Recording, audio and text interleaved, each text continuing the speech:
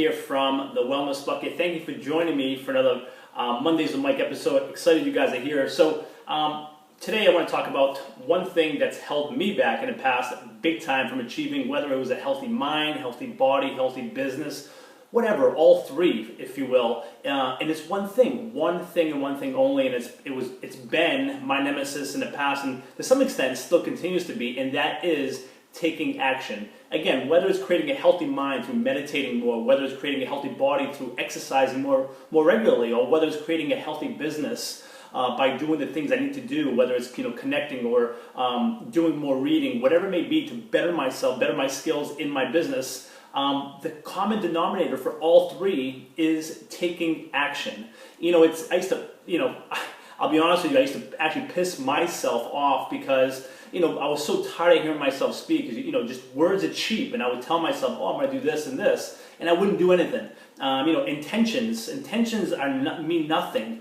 I used to, I intend to do this tomorrow, or the next day, or next week, to start an online business or whatever, or train for that marathon, and I just wouldn't do it. This was some years back, and intentions would piss me off. They were cheap. I would speak it, but I wouldn't do it, and then I felt bad about it, and then I felt like I was, speaking but not actually following through with it, and maybe you guys can relate as well, but, and then even plans. I would have all these business plans of what I was going to do, and this plan for working out, especially the first of every year, right? And then I wouldn't follow through. I wouldn't take, the action. So that's the common denominator, whether it's a healthy mind, you're looking to set, healthy body, healthy business, taking action. And there's three types of actions that I want to get into specifically here, because I used to always think, I got to take massive action. You always hear that. Take massive action. It has to be perfect or deliberate, or it has to be confident action. At least that's what I used to tell myself. And I found myself doing it, none of them. So let's break those three down real quickly. One, forget massive action, because massive action can actually sound scary, can make you fearful.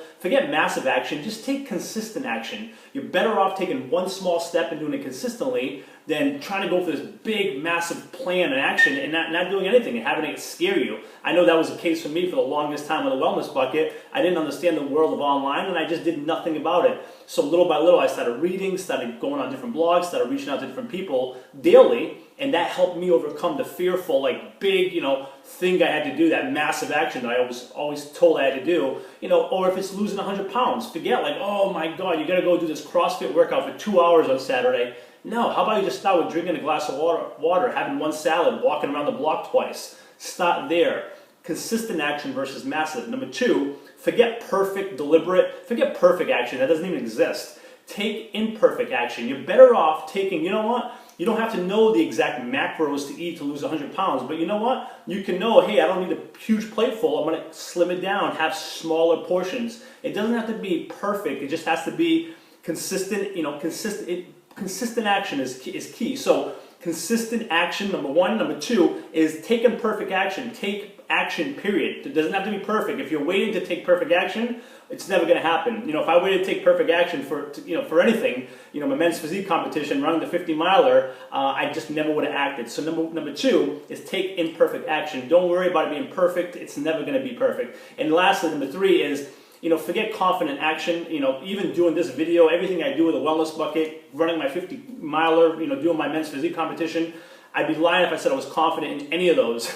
I was fearful going into them. So forget confident action. It's not going to happen. More often than not, it's fearful action.